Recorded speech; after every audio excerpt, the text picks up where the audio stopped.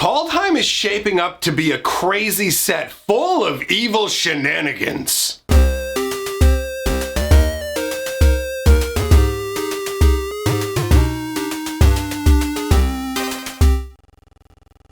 Greetings, owners of fine luxury cardboard rectangles. We are here today to talk about a particularly interesting Kaldheim spoiler that is deeply entrenched in evil and is a major part of the Kaldheim story as well. I do like these story spotlight cards, specifically the sagas and stuff like that. So let's get it up on the screen so we're all on the same page. We're going to be talking about the Trickster God's Heist. I do like the Trickster God Heist as a name. That is pretty cool to start with. So this is a multicolored saga, and I do have to say, Kaldheim feels like the perfect place for these sagas. The stories like the Tales of Gods and all this sort of thing, the Viking setup, it's fantastic. I am really hyped about Kaldheim, and I will mention on a side note as well that I have a lore video that's over on Fantasy Geographic specifically about Kaldheim. So if you'd like to hear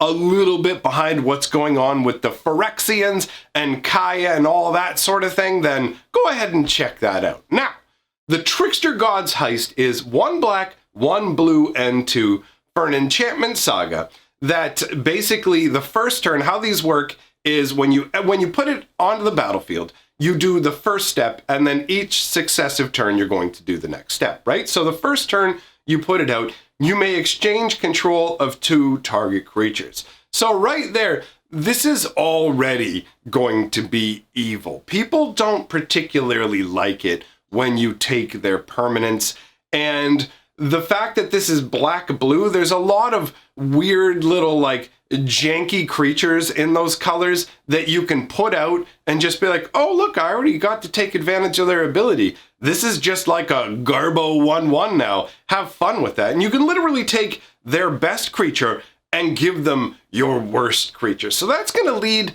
to some feel bad moments for sure. Now, I think ultimately, it's not going to lead to the same level of rage that cards like, remember the agent that they had in the core set that basically was like, hey, when I come out, just take one of your opponent's permanents.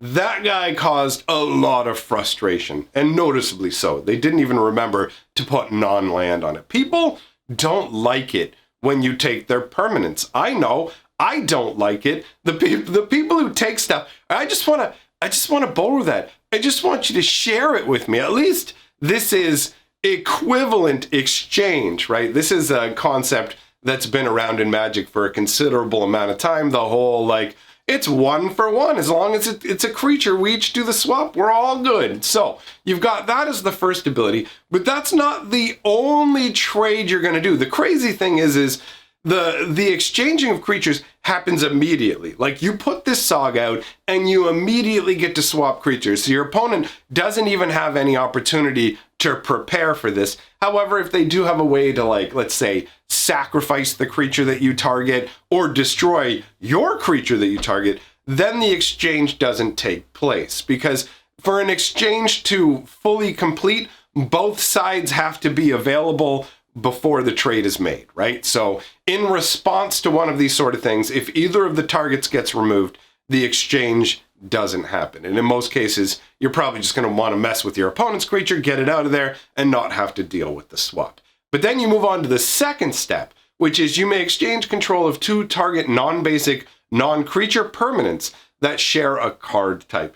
That's a pretty wordy way of saying basically it's going to let you do another swap. But you can't do it with lands, and you can't do it with creatures. So you can swap an artifact for an artifact, you can swap an enchantment for an enchantment, you can swap a planeswalker for a planeswalker.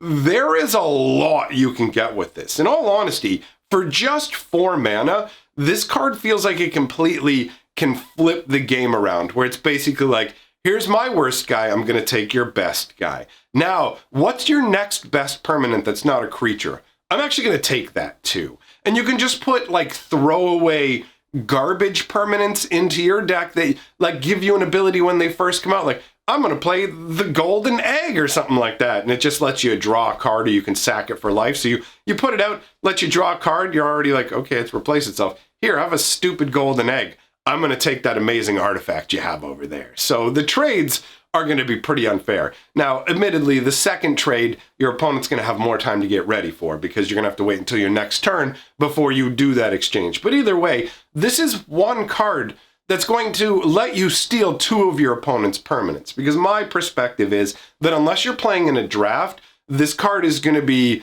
built around to the point where you're going to have a bunch of throwaway cards. So you're not even going to consider what you're exchanging to be anything. So for 4 mana, you're going to get to steal two of your opponent's cards.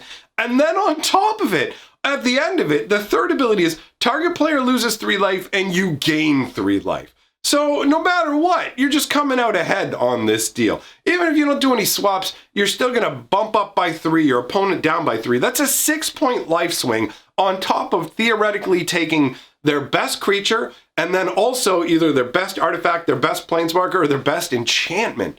That is crazy, you know? It's nutty to think of the power level that's shoved into this as an uncommon, although it is a story spotlight card, so maybe that's why it's a little more powerful. Now, it's not just the abilities that make this card evil.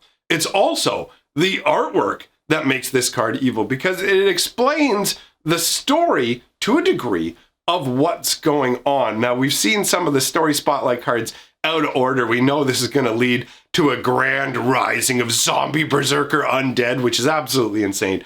But what's going on here is there's 2 possibilities. The one thing I'm not 100% sure about is whether there are now 2 special magic swords, right? Because the god Halvar has a legendary cosmic blade, and this blade can literally like cut through dimensional walls. It allows you to travel through the cosmos to different realms, which is a really awesome idea, man. Being able to travel from realm to realm is cool to begin with, but a blade that rips the fabric of reality and you can travel through it is always really cool to me. The idea of a blade that can cut something that shouldn't be able to be cut. Like if I take a sword and swing it through the open air, nothing happens. But if I have one of these blades and sling it through the air while focusing magic into it, all of a sudden a rent is opened and you can travel through that to another location.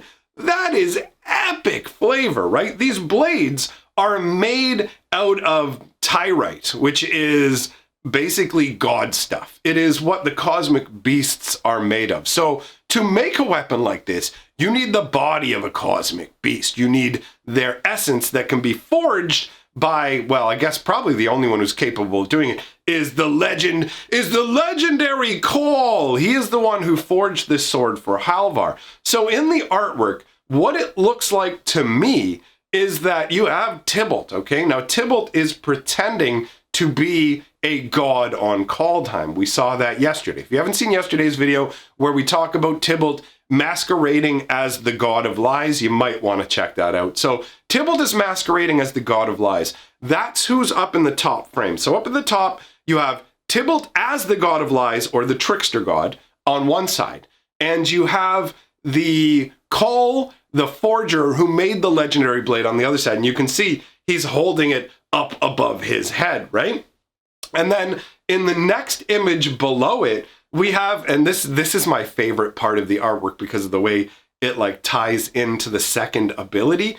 But anyways, you have the sword has traded hands, right? Now Call doesn't have it. Loki, as the trickster god, has it, and he has it standing here just kind of beside him. And Call is over here with a dagger in his back, in the most literal version you could ever see of being backstabbed, with this stylized view. It's crazy how it's almost like there's a sun rising behind him. The blade has been driven in there, and Call is just, like, I don't know if Call survives this or not. I'm not 100%. He could survive or not, but it's absolutely amazing that the second ability is exchanging control of 2 non-basic, non-creature permanents. Oh, you can actually do, oh, weird. Okay, that's strange. You can do non-basic lands with the swap as well, I guess. I didn't realize that. I just read that as non-land, instead of non-basic originally. But regardless, the second ability is the exchange of two non-creature objects. So the exchange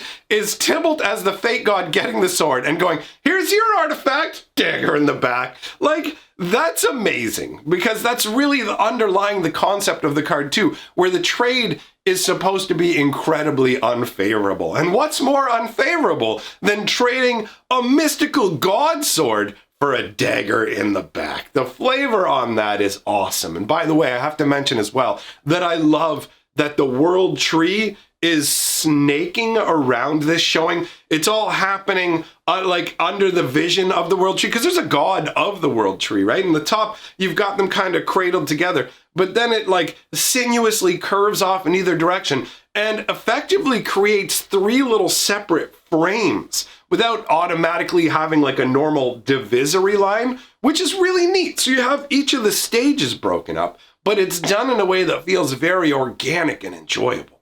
So the third stage is the most straightforward one, and that's where Tybalt has revealed himself. He is not the god of lies. He is the planeswalker of lies and pain, Tybalt. And he's just standing there with like the blade held up, just, what's up, buddy? This represents the you losing 3 life, me gaining 3 life scenario, where it's basically like, check out my new sword. Let me give you a nice taste of it. You know, like that kind of a concept. Dude, to me, this card is so epic and evil. The whole thing is evil. The abilities feel evil. You're not going to be happy when your opponent plays this against you.